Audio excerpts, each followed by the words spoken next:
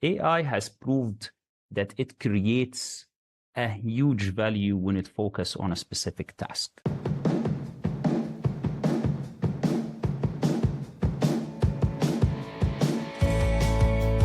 Welcome to the Business of AI in Healthcare podcast.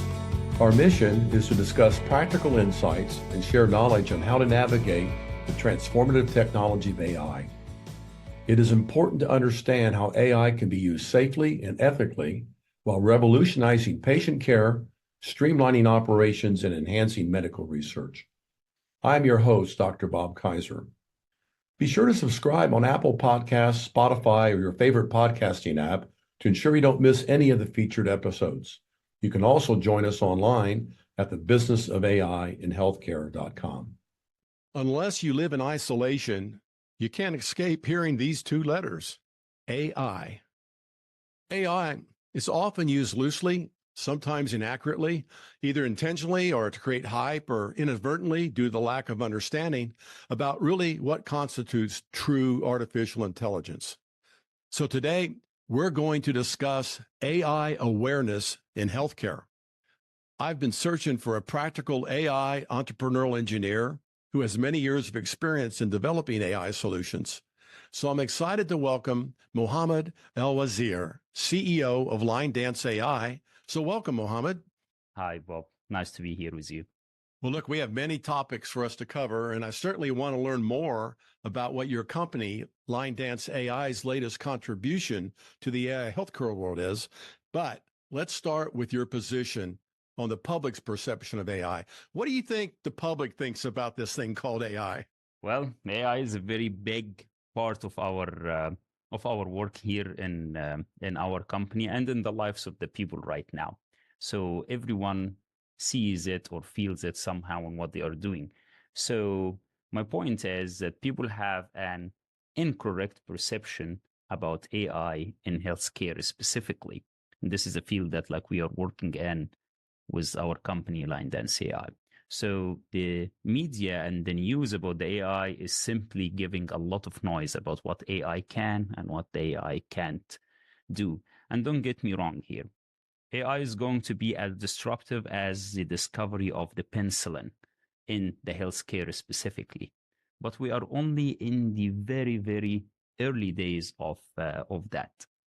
And in order to pave the way for how AI can change the healthcare industry and what's happening exactly in it, we start on healing the biggest pains first. And for me, that starts with offloading to AI the tasks that create waste, redundancy, and burnout of our care teams throughout the delivery system. A few examples of this noise, you see it overused in marketing. You see these terms like powered by AI, with really often highly exaggerated capabilities. And I heard this term the other day, Mohamad, called AI washing, which is just a name game. You basically take these older rule-based triggers that have no machine learning or decision making, and you run it through the washing machine, you get it clean, attach a new designer label, and voila, you've got an AI product. I even joke a little bit. I tell people that I even have AI in my last name, Kaiser, Kaiser. So everyone in the healthcare world, they need to gain more knowledge and awareness of what AI is and what it's not. And awareness is the very first step in the learning process. So let's start with some questions. I've got a lot of questions for you today. Do you think healthcare professionals should be required to be technical in order to understand AI? What do you think? Actually, I have a big standing on this, and I don't believe that anyone, actually, not only healthcare professionals, need to be a technical person in order to understand what is AI. And there is a framework to that. There is ways to understand what is the AI without being a technical person, is when you focus on the value creation that the AI is making. So when you look at the AI as a black box and don't get into the details of how exactly it's working, later on you may get into that. But first step is to get into how exactly it's being used. What is the value that it's exactly creating to me or in my workflow that I'm having, or while I'm delivering my care, or while I'm even doing the administrative work for the care that has been delivered. So really identifying the scope of what you're trying to do with this AI. I remember before we had AI, we had BI, an acronym, BI, business intelligence. And, we use that to gather data, to analyze it. We used to create dashboards. It gives us some idea of what action we need to take. And before BI, business intelligence, we had the good old spreadsheets and word processors and presentation tools like Microsoft Office. So I like to think of AI as the ability to perform what I call superhuman tasks. And by that, I mean, wow, this AI did something a lot faster with fewer errors than I can personally do with my other tools. That's what I call superhuman. So what are you doing, Mohamad, at linedanceAI that is superhuman? What are you doing that are making things faster and easier that a regular person couldn't do in a regular amount of time? So in linedanceAI, we have created what we call a human movement comparative analysis. This is an AI where it uses the videos of the people while they are moving and analyze this movement to find the deficits or the dysfunctions in the way that we move as humans. So this technology has three main jobs that it does or functions. The first function is that it locates where is this deficit. It quantify how much out of that deficit is happening on the movement of the patient. And number three is to give a specific category for that deficit that the human being is doing.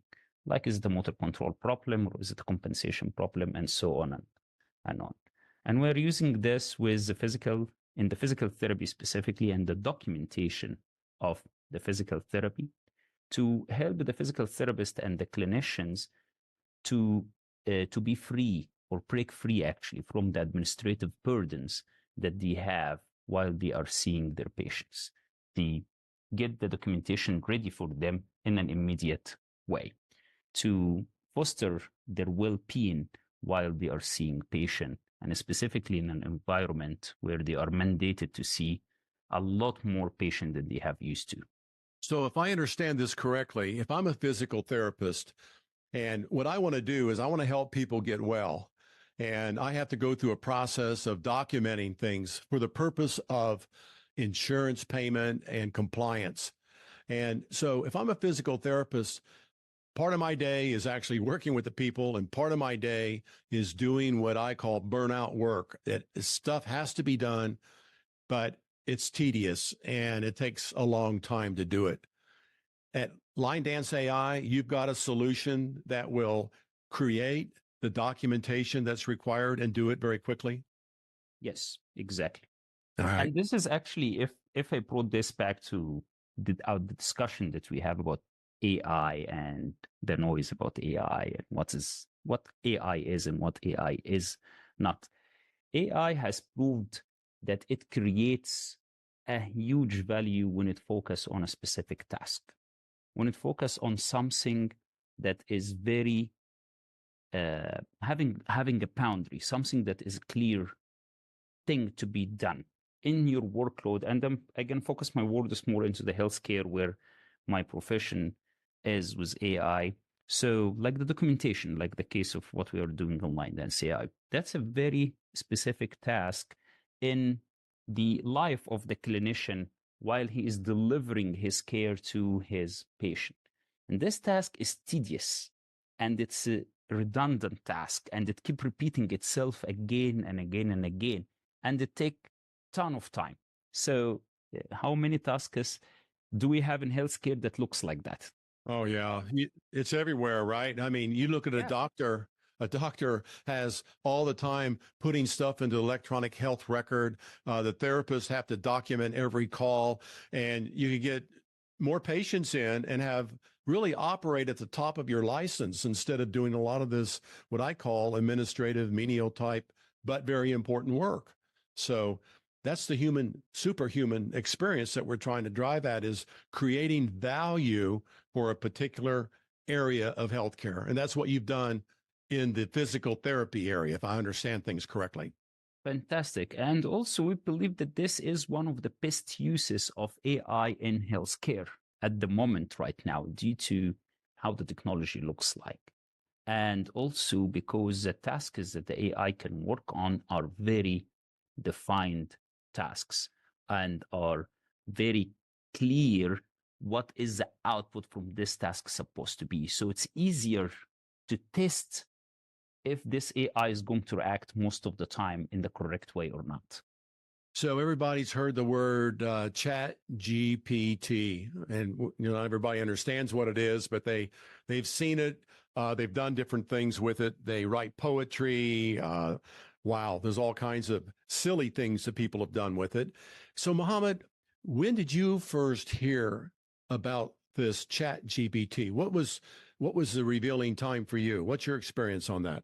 Well, I heard about the GBT itself, not the Chat GBT, like around 3 years ago, when the OpenAI was like building those GBTs and was talking about how they are going to change how we are dealing with the information on the internet and how it's going to change the manual tasks of writing emails, sending emails, finding the right files that have a specific piece of information or a PDF that have or that talks about specific subject among like thousands of PDFs that like we have, or even summarizes a book for you so that you can read this book later on or see if this book worth it or not.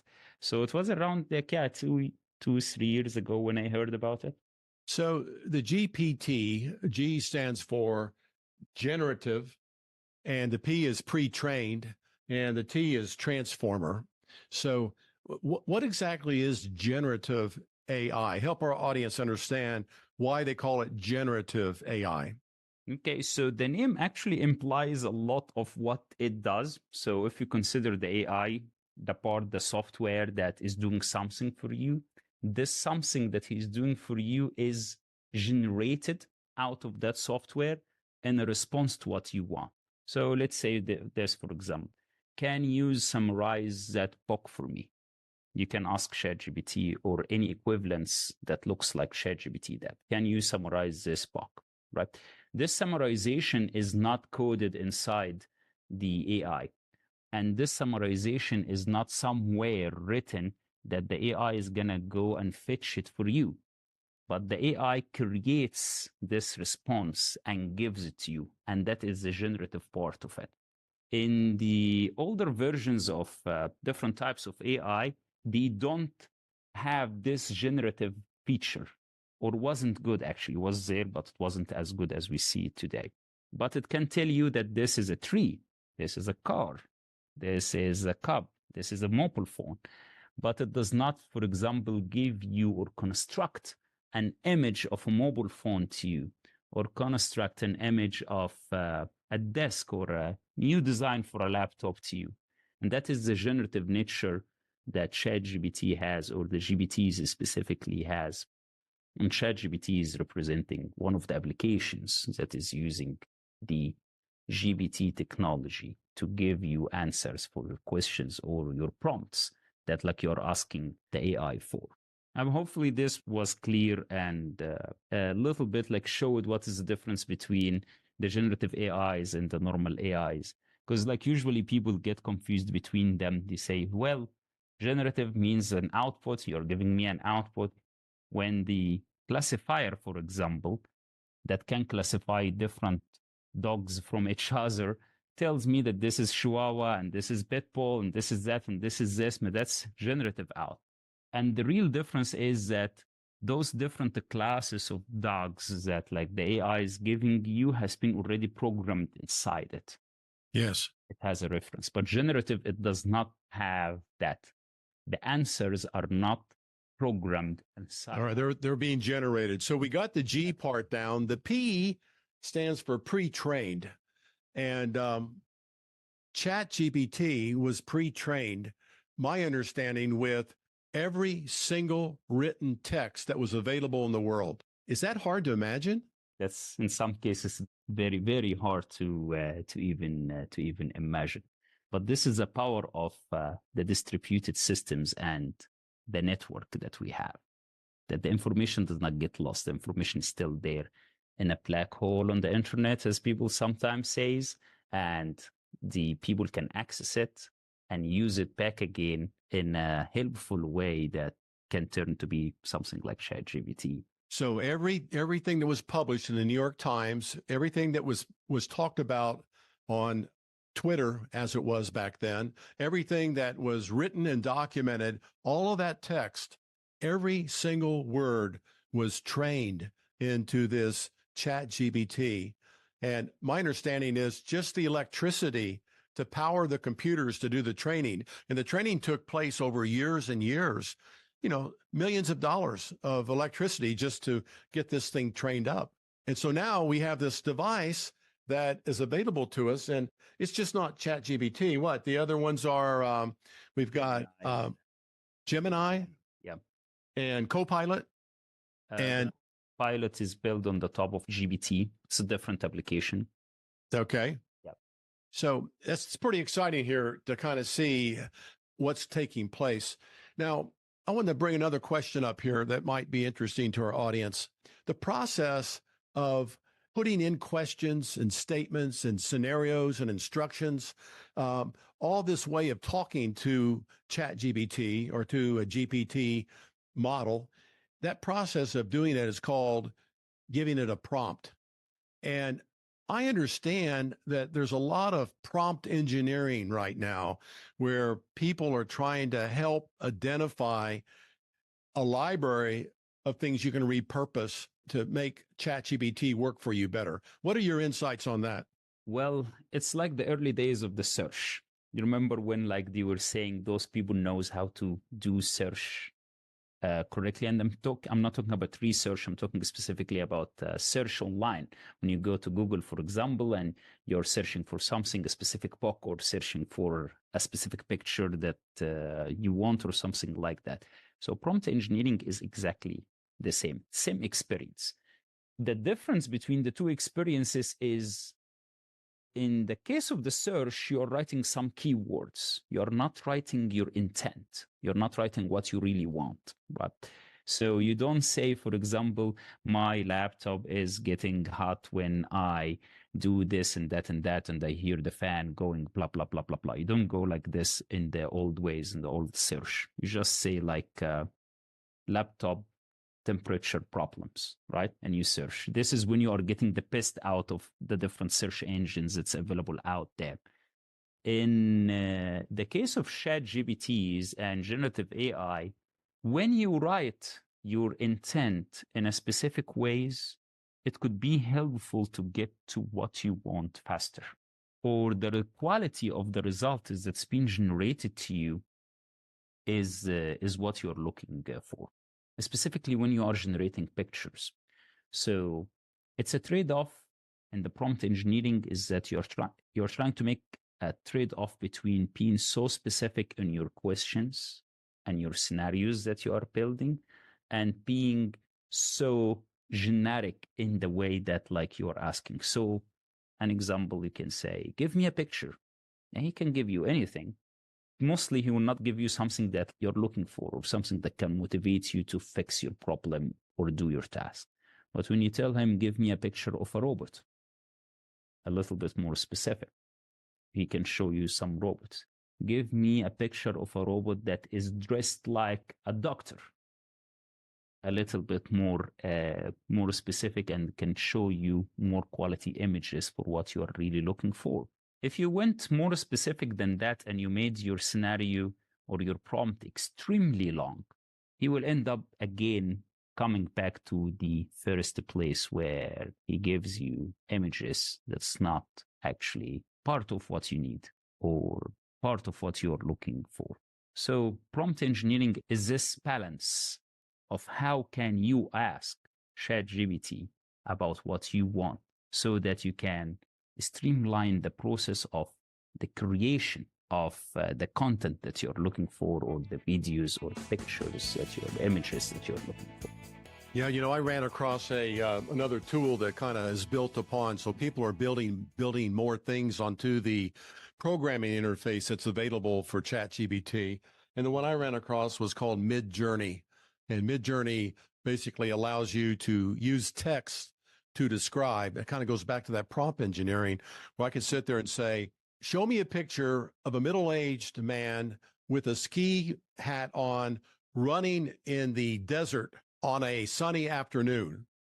So I'd put that prompt in there, and it comes up and gives me 4 pictures. And I'm going like, wow, that's amazing. Then I can say, modify that picture to make it a cloudy afternoon or a rainy afternoon or a cold afternoon.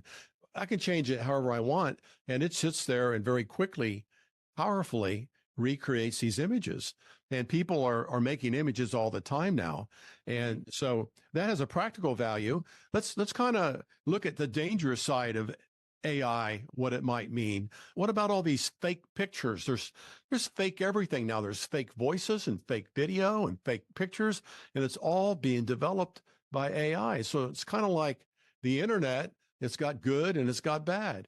How pervasive is this fake aspect of AI, Mohamad? Well, that's actually a very big problem. And with the use of more generative AI, this problem is going to get bigger and bigger. And specifically generative AI, because it can regenerate new images for you and new text for you that is not really copyrighted to anyone, right? And in the essence of the problem is that it does not really belong to anyone. So we cannot come and say that's like, oh, this answer to that question is belonging to ChatGPT or belonging to Gemini or Copilot or whatever. No, doesn't belong to anyone. And accountability here is a very loose area to be at. But said that, any technology has its own good and its own bad, and it's coming to us as humans to decide how to use it, right? And what is the ethics that is driving us, and the morals that is driving us as human beings while we are using this technology. And as a response for that risk that may happen, there is multiple companies that has developed new type of algorithms that can tell you the fake images, that can tell you that this video, for example, has been deep faked, or that this text or poetry that like has been written is not actually generated by a human being, or it has been generated by ChatGPT, or has been generated by this or by that. And why they are really doing this? Because like, yes, there is a risk, and yes, there is people that can create new technologies that can stand in the face of that risk, while the generative AI has been more popular. And my opinion, I think this is the best way to respond to the risks instead of creating regulations, for example. Like, definitely you have heard about the different regulations and laws to the generative AI and how generative AI can be used. But don't want to turn this into politics, but my stand is actually leave the market response and leave the people develop new things that counterbalance the risks that could come up from different technologies. Some things, Mohamad, that I think might even be as dangerous or more so than fake information is getting biased output from an AI environment. You could have data that's biased. Your algorithm could be biased. There's human bias. And then you run all that through a network training, and you end up with biased output. And that bias could be reflective of all kinds of bad data. And I think we've seen that recently in some cases where the training hasn't been very thorough. So when you stop and think about creating, let's get in a little bit, not getting too technical, but let's, at least for our audience, kind of outline what's involved. There's a number of terms that we hear, and I want to kind of put together a little piece of the puzzle with you that talks about artificial intelligence, machine learning, neural networks, and going down to deep learning, okay? And really talk about how do you get there? How do you go from data into an algorithm into machine learning, that type of stuff? Can you give us a high level overview of the process you go through when you start to do a design project using AI? So those are like, we can write different long books about those, but let's try to make them simpler in a way that is Sure. good for the understanding. So all of those, like, let's start by like mentioning this so our audience can get grasp their hands into that. AI, machine learning, neural networks, deep neural networks, and so on, and any other type of algorithms or a group of algorithms that the people hear about them, they are all softwares. But those softwares run on different types of hardware. So they are not something different than what we already know in the technology. So like, the mailing apps that we have, or the normal games that we play on our phones, all of those are software, and the artificial intelligence and everything that comes under it is also different types of software than the software that we know, but they are still software. So what is AI specifically? So AI is a type of a software or type of algorithms that is trying to mimic how do we think as human beings. Is trying to mimic this intelligence, or what we call figuratively intelligence in the human being, so that the software can react on specific tasks the way that we are reacting as humans, and to give more flexibility to that software and not make the software rigid, that it only does this and that and that and nothing else. No, it can actually do a little bit of different things based on the situation that the software is seeing, through a text, through a camera, like video, through an image, through a prompt that's being given to it. All of this is called AI. For the machine learning specifically, it's a subset of the AI. It's like when you come in and you say, okay, there is ton of things that could be done, and we called all of them AI. We came into a group of them and we will call this machine learning.